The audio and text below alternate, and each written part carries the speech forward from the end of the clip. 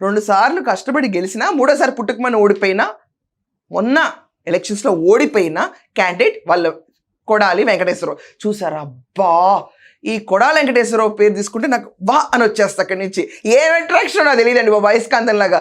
కో అనగానే వల్లభనేని, కో అనగానే వల్లభనేని. ఏంటో నాకు ఈ గోల, ఈ ఎర్రర్ నాకే జరుగుతుందా లేకపోతే చాలామందికి ఈ ప్రాబ్లంతో సఫర్ అవుతారు నాకు తెలీదు. నాకైతే ఈ ఎర్రర్ వల్ల నేను చాలా సమస్యలు ఫాలో అవుతున్నాను. నేను మొన్న ఏదో చెప్పబోయి పొరపాటున ఇది చాలా జనరిక్గా చెప్తున్నానండి, ఎక్కడ హాస్యాస్పదంగా కాదు, సెటారికల్గా కాదు.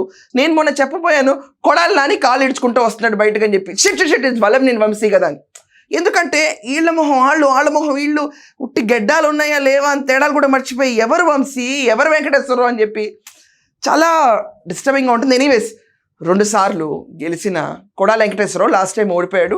టీడీపీ క్యాండిడేటే, ఇప్పించిన జూనియర్ ఎన్టీఆర్ఏ. వీళ్ళిద్దరికీ భవిష్యత్తు ఇప్పించిన జూనియర్ ఎన్టీఆర్ఏ పొలిటికల్గా. ఇది నిజం.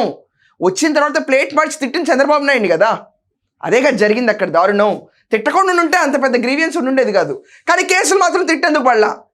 2 కలిపేసి కుంభంగా మాట్లాడతారు, అది ప్రాబ్లం ఇక్కడ.